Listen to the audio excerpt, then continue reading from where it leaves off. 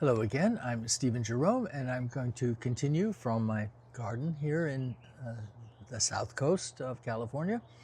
I'm going to continue reading from my third novel. Just The London Year is my fifth novel, actually. It's my third published novel. There are two in the pipeline. So all good on the writing front, but I will continue here. With part 97. I don't recognize either of you anymore, she said, and pushed past us out the door. Gracie and I looked at each other. Her eyes darted to the Polaroid on the bed. Then she saw my spark of panic. "What's that, Terry?" she asked. Suddenly we both lunged for the photo, but I was closer and grabbed it first. "It's Sebastian, isn't it?" she said. "We can't have those sorts of things floating around." "No," I said. "Yes, it is," she yelled and grabbed for my arm. I pulled back. "Please, just let it go, Gracie. It's not about you. It's not about Sebastian." She was ready to lunge again when I heard the front door slam shut and at the same time someone running up the stairs. Finn poked his head in. "Everything all right? Was that Tess leaving?" "Yes," Gracie said coldly and moved toward the door. Finn stepped back as she stormed out. "Just getting my camera," I said. I quickly tucked the Polaroid under my pillow and tossed the camera to Finn. "Here, you do the honors." "What was all that about?" he asked as we headed downstairs together. "Tess had to go," I said. "Already?" "Guess so," I replied. When we entered the sitting room, Finn continued out to join the others in the garden. But Gracie was waiting for me. "We can't have any compromising images floating about." There was that "we" again. "Put it to rest, Gracie." It was all she could do not to frisk me. I was shocked by her fierce gaze. "I think we're through," I said.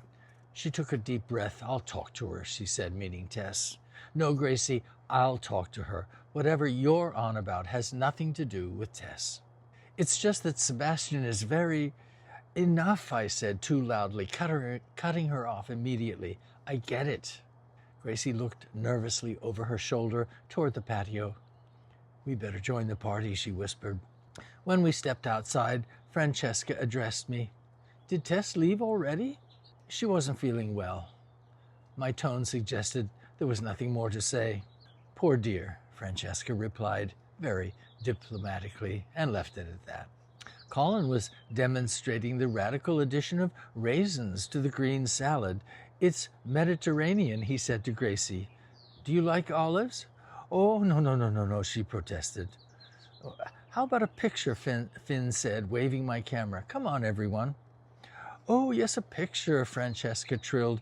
"Come on, Colin, darling. Finn's going to make us immortal." "If I live that long," he replied, his dark clouds showing. He put down the oversized spoons he was using to toss the salad, olives on the side, and we let ourselves be arranged by Finn, our back toward the kitchen's open door. "Cheese," he said when we all lined up. He took the picture, catching the frame as it came out of the camera. "And another," he said quickly, stepping closer. "And one more," he said, stepping nearer still as he fired off a third shot. The way he held the camera, setting up the next shot without a beat, handling the frames as they ejected. There was something practiced about it, which I recognized immediately. "Now, just relax," he said. We all took a breath, and he got off 2 more shots.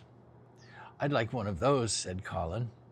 "Oh, I want one too," Gracie said, and Finn handed out the still unexposed images, including one to me. "And one with Finn," said Gracie. "I'll do it," I said. Finn and I changed places, and I took 2 more shots, putting one in my pocket and handing the other one to Gracie. "Last one of Finn and Francesca," I said. "Oh, yes, please, the artist and his muse." I stifled a chuckle and caught Finn's quiet grin as well. I could tell he was about to say something, but in the spirit of bonhomme, decided to give the girl, the lady, a pass. The photo session ended when Gracie screamed about the smoke and Colin leapt to rescue the lamb. After the main course, Finn excused himself, then came back with a wrapped package and handed it to Francesca. She tore away the paper and carefully studied the framed painting. We all crowded around to have a look. It was small, only 12 by 14 inches, in a simple gold frame.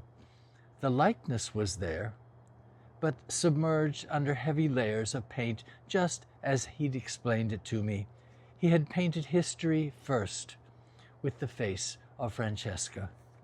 She said she'd have to find a special place for it, or it would be swallowed up by the other near life-size paintings at the manor house. Colin said he was relieved the eyes didn't follow him around. This time, Finn couldn't resist and joked that when they finally did notice him, they would. All in all, however, after the incident with Tess, the whole afternoon was anticlimactic. I knew I'd fucked things up right proper. A good place to stop, and we'll continue tomorrow with the evolution of these events. So thanks for following along. Bye-bye.